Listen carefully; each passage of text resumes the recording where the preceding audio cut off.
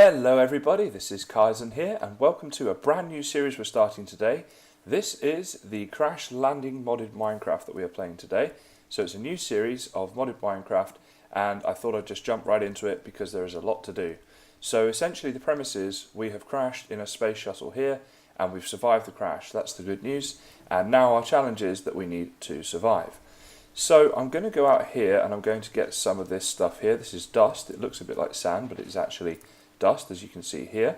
So I'm going to get started on that as I explain the game to you, because there's a lot to do on day one and this dust here is important to get because we will essentially be spending the evening back in the shuttle. Now I have played this game a bit before, but I'm by no means an expert. This is really a bit of an adventure for all of us, so hopefully we get some good footage out of this where you can see me adventuring through this game and trying to figure out all different things. So essentially there are a few differences to the normal Minecraft and there's a lot of mods installed, but some very obvious differences. For one thing, you'll see that there's a bit of blue stuff coming off me. That is sweat. If I do this, you can see I am sweating right now. And that relates to the bars down in the bottom left of my screen, where you can see there is a temperature bar. I'm currently at 38 degrees, and a hydration bar, of which I'm currently at 82%. Now, if those things start to drop too low, I will take damage and I can eventually die. Now, that is very bad news in this particular game mode because it is a hardcore game mode. So once I die, that's it. No second chances, you have to delete the world, everything you've done is lost, game over. So hopefully that doesn't happen too soon and I can actually get some good content and good footage out and we can have a bit of an adventure here.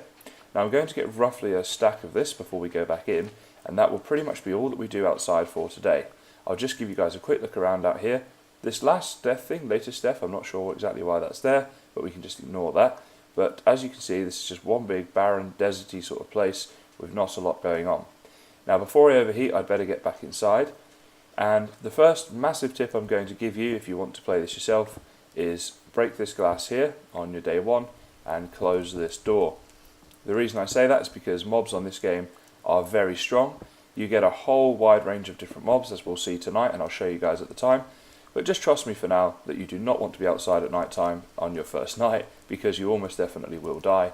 And if they get in here on your first night and sort of storm your base, you really are in trouble. Now the best way to advance through this game in the early stages is to do quests. So you can see here I have a quest book, so we're going to open that up now and have a look at what it says.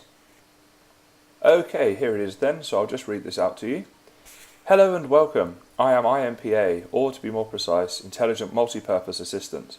I am here to aid and guide you in surviving on this hot, dusty planet. The good news is that you seem to have survived the crash landing fine. The bad news is that shuttle most definitely did not. You are stuck here for the foreseeable future. Speaking of which, you might want to get started setting up camp, gather what supplies are left in the wreck, and then see about finding water. It is mighty dry here.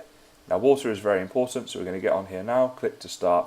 Basic survival, it says 16% completed. I don't know why it's saying that, because if we open this up, you see I haven't done anything. This is a log. I think this is just from previous games that I was playing. I was familiarising myself with the game earlier, so that's what that is. Anyway, gathering supplies is the first thing we need to do. Our reward for that will be a camel pack and cold water bottles. So what I need to do for that is get fluid transposers, and I'm at 38.9 degrees, which is quite high. So I'm actually going to just do this quest now very quickly, and then we'll have a little read through it and I'll explain a few things. So these are my fluid transposers, and essentially when I go back to the quest book, you see there I am now going red. That means I'm overheating, so this is the time to really get moving with claiming our reward, which we have now done. We get that nice little tune there to say we've claimed our reward. So the first thing I'll do actually is cold water is different to water bottles, as you can see. So we're going to drink a couple of these cold water bottles. You'll see my temperature will then drop and my hydration will go up and is now at 100%. That's great. So the camel pack, we fill that with water like this. So this is a very cool little backpack that we wear. Goes on there and we have a little straw into our mouth, and we can basically just sip on water until that thing empties. So that will keep us going throughout the first night. As you can see here, the mobs are now starting to spawn. Everything looks normal so far, but just you wait. So let's go back to that quest real quick now that I'm not overheated or dehydrated.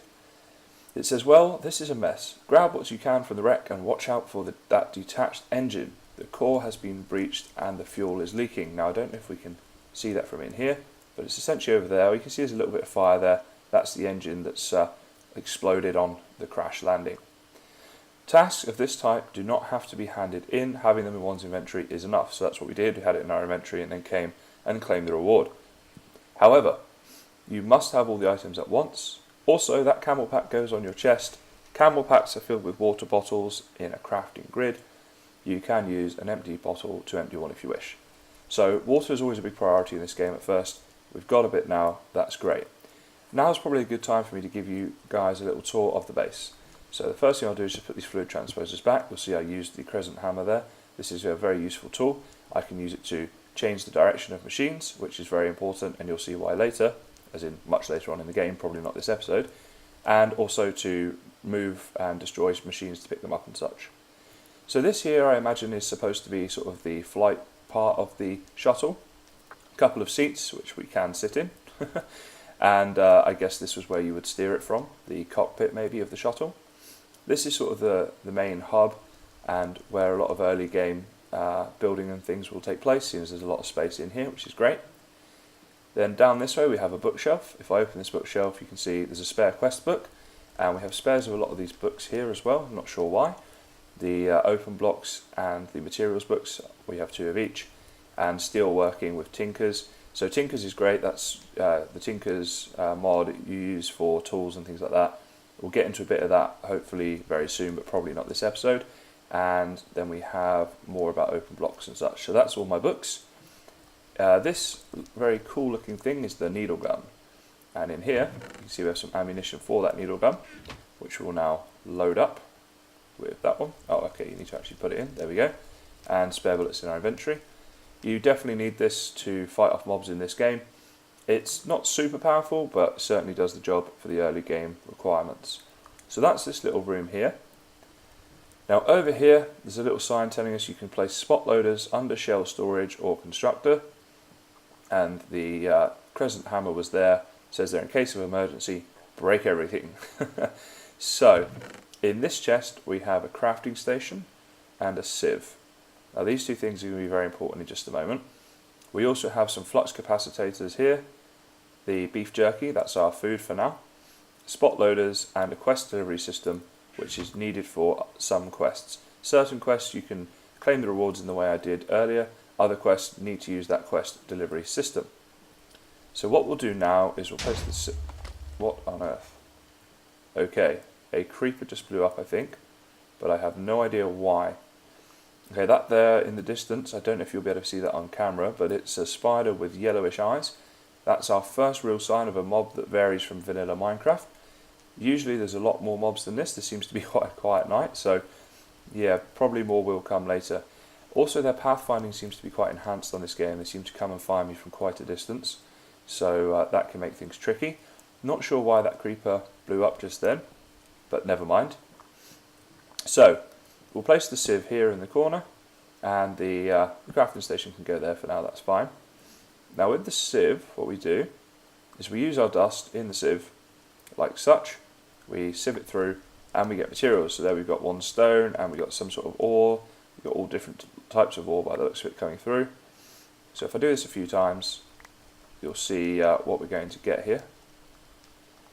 Alrighty, so we have got, let's line this all up like this, see what we've got going on here. So we got some lead ore, aluminium, aluminum if you're American, copper ore, iron ore, gunpowder, salt, pulverized tin ore, gold ore, quartz dust and stone. So this is a great way to get all your metals and your stone and a few other things, as you can see. Now the salt is actually going to be useful in an early quest. If I go back to the quest book, so we've done this one, that's great. The next thing we'll do is probably the very basics we'll go for now. So, as part of my functions, I can replicate needed items if provided with the raw materials.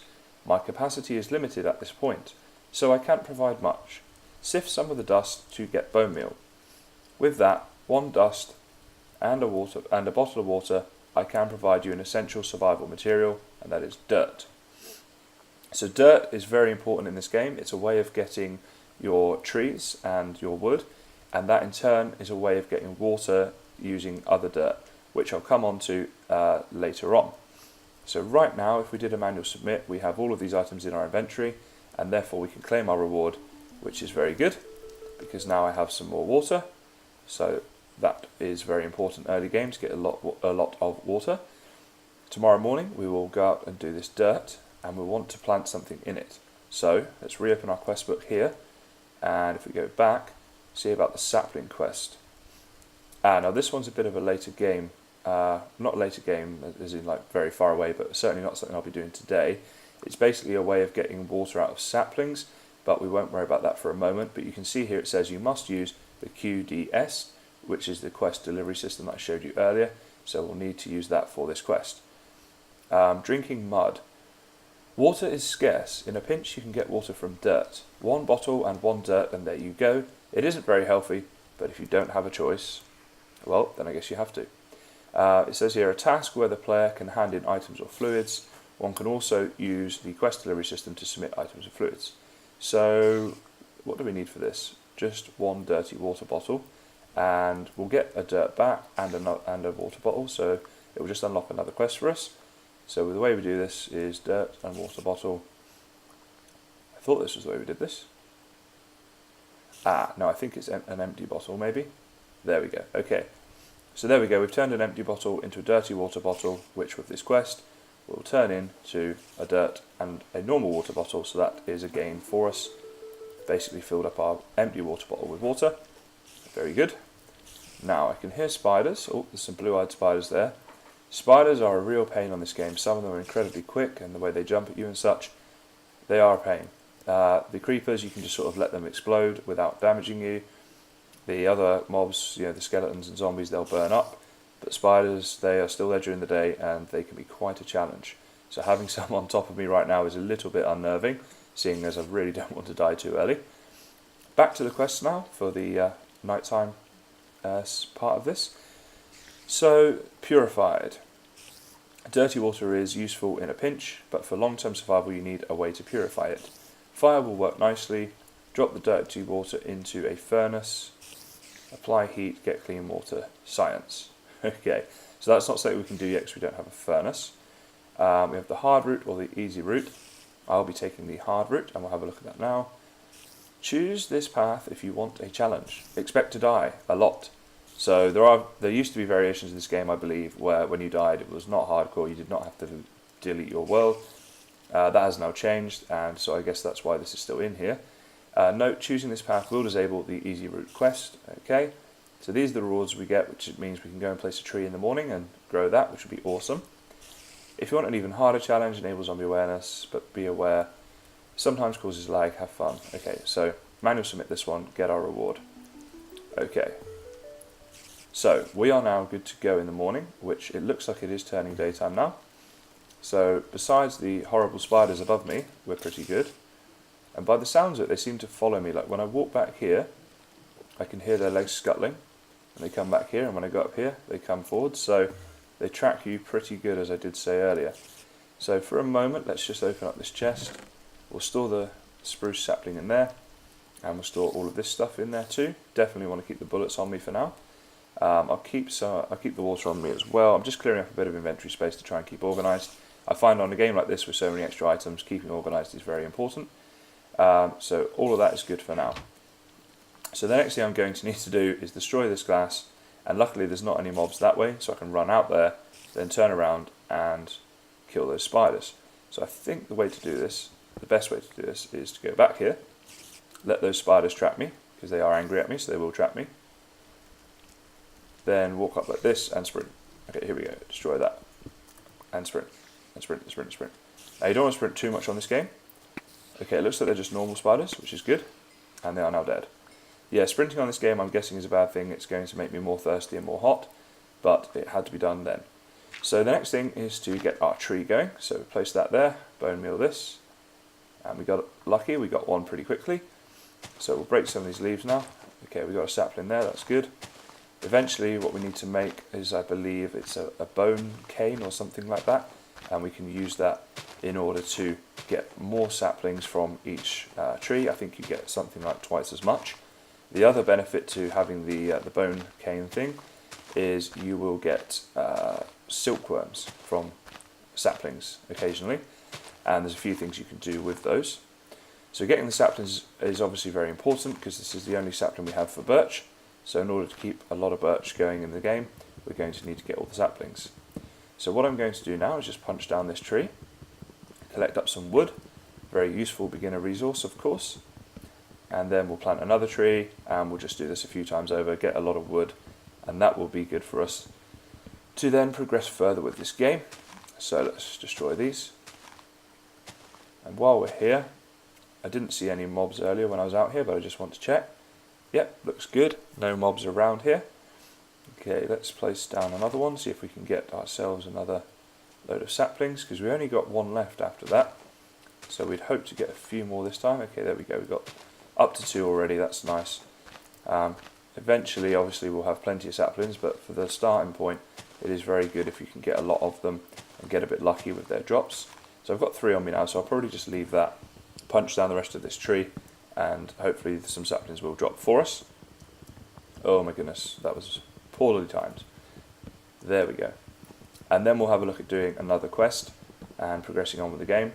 Our water and temperature is very good at the moment, so that's useful. It means that we don't have to worry too much about that, and we can get on with trying to gather some other useful resources. So we'll have 12 wood, 12 logs now. That's a nice start. And I will destroy this dirt and go place it over here out the way. Grow another tree.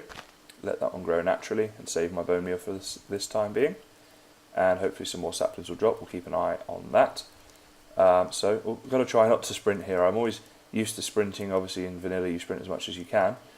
Just want to take a look around here, see if any mobs burned up in the daylight. Is there any arrows or flesh or bones that we can use? Doesn't look like it, does it? Okay, that's a bit annoying. Never mind. Alright, we'll get plenty of them tomorrow, I'm sure. Normally there are loads of mobs, so it's not usually an issue. So while we're up here, it looks like we're reasonably safe. Let's have a little read of our... Actually, no, that would be silly. So because we are outside, that's not good. Let's go back inside, into the shaded area, so that our temperature doesn't go too high, and have a look at the next quest here. Okay, desperate times. I don't think we're quite at desperate times. Tools of the trade. Okay, so this is the Tinker mod that we're playing with. This is all different tools and things. I think we're a little way off doing that quest yet. Now the Purified we could do, because I believe if I open up this and search for the furnace, let's have a look. Yeah, okay, they've got this half slab furnace where you can make it out of stone slabs. Now the stone slabs you can get by 4 stone of these little stone balls that you get from the sieving, makes up a cobble, and obviously 3 cobble makes up the slabs, and then that's how we can go about getting a furnace. So once we have a furnace, it's just a case of needing 1 water bottle. Is that right? So it's basically, yeah, it's all we need is 1 water bottle in order to do this, but it's saying that that's how you purify the dirty water, I think. So that will be useful to us being able to purify the dirty water. And one item we can make up that's going to be very useful, let's go into the crafting station here, is a barrel. And with the barrel we can make a bit of a compost thing. I'll show you guys that now, and that's a good way to get dirt in this game. So this is the recipe for the barrel. There we go, 1 birch barrel. Just put that one in the corner for now. And now, do we have, what we could do with is iron so we can get some shears. So stone, tin. Okay, I wonder if there are different shear recipes in this game. Sometimes, yes, okay. Invar and precision. So precision, shears, yeah, it looks like we're a little way off making those, doesn't it? Invar just needs some Invar ingots. Did we have anything up here that was Invar? Don't think we did we? Okay. Well, I'm not sure exactly how we get to that stage of having the Invar or the other shears, but that's fine. We might better get some iron through sieving, and that will be good enough. See if we can get any more saplings, just destroy these last 2. And essentially what we'll do then is start creating a compost heap in this barrel, and that's how we get dirt, and from dirt we can get water, and from water we stay alive, so that's happy days. I just realised I should probably be eating here. Have a couple of those, that should keep me going for a little time. So what was the next stage? We got some water, that's good. This is starting to empty a bit though, so let's see let's put those 2 in for now and keep 1 spare. Our hydration level is good though, so it's not an issue. We have bullets, we've got some wood. So really I think what I need to do is some sieving, try and get some iron, and then I can go and get those leaves. And with the leaves, you can turn the leaves into... I need stone actually as well to get a furnace to get the iron. Right, okay. So let's see how much stone we have. But yes, the leaves can be used in the compost heap. So we've got almost enough for 1 stone slab, so we're going to need to do this for a little while. And hopefully we get a bit lucky with this. Oh, there was an iron ore, so that was good. The next, I think we picked up something else there, but I'm not sure. Some quartz and aluminium, aluminum, however you guys want to say that. Okay, another salt. Now, I believe there is a quest that requires 2 salt from memory. So let's not worry about this one for a second. Let's go over to here. Salt. Rotten flesh times 1. So we have the salt requirement, but we need a 1 rotten flesh, which we currently don't have. So hopefully we'll be able to get some of that off of the mobs from tonight. And we'll have to check what time it is soon actually, because I'm sure some of them will be spawning soon. Let's go have a look. Okay, we've got a bit of time. I think it might be an idea to try to get this tree to grow with 4 bone meal. Ha, dang. Okay, well maybe if we go and do some more dust sieving, we'll get some extra bone meal and we can grow the extra tree. It would be very useful to have a little bit more wood, and we can get on with a few other things then of the evening. Probably also a good idea actually to go and get some more of this dust. So let's go and do that. I'll try my luck with 1 bone meal on this tree. I've used 4 on it already, so you never know. Oh wow, it actually worked. I really didn't think that was going to work. Thought I'd do the little sound effect and then it would just eat my bone meal without growing. However, I was going to say I could really use a sapling from this. Thank you for that. Alright, so we'll punch the wood now. Let the rest of the saplings just fall naturally. So this game, I'm hoping, will be a bit of a contrast to the other series I've got on my channel. I've been speaking a bit to a few people that have been following me on Instagram and such, as to whether they would like to see a series like this, and the feedback seemed positive, so I thought we'd give it a go. I would appreciate some feedback once you've seen this episode. Sort of let me know what your thoughts are. Do you like it? How long do you think I'm going to live on here until I have to delete my world because I died? Feel free to take a stab at how you think I'm going to die as well. It's always interesting to see what people's thoughts might be.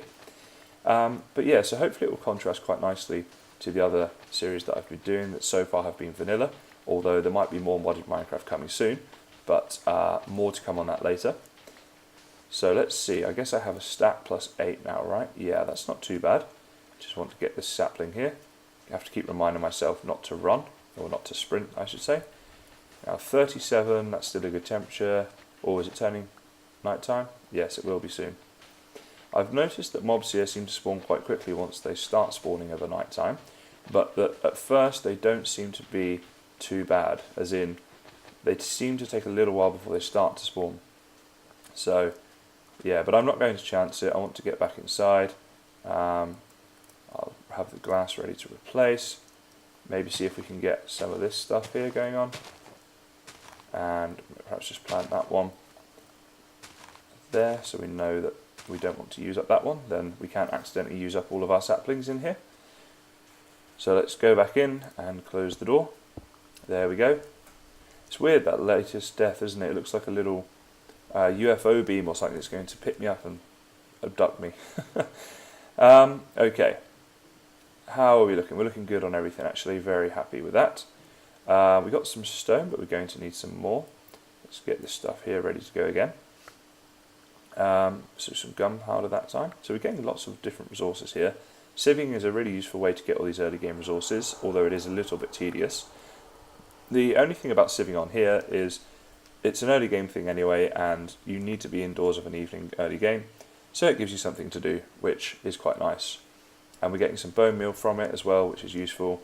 Start growing our trees even more, start getting some farming going, getting some stone, and hopefully we can start moving towards making a furnace pretty soon. So let's see how we're going here. 6 of those, so let's work it out then. So 8 would be for 2 cobble blocks, so we need 12 for 3 cobble, which would be 6 slabs. So we're going to need 24, I believe, stone. So I'm going to sift through all this dirt and we'll do a bit of a catch up once I've done that. Okay guys, so I just realised this episode really was running on quite a long time and I decided to split it into two. So I'm just going to do a little outro now for the first episode, and then the second episode will be doing some tool making and other things like that. So I just want to say we did not unfortunately get the stone that we needed at the time of that recording, but as you can see, a little spoiler here for the next episode, I have since done it. I'm trying not to look behind me because that's where the tool stuff is going on, but I just thought it was better to split these episodes into two rather than doing a very long first episode. So I hope you've enjoyed it guys, and as always, thank you for watching, and I will see you next time.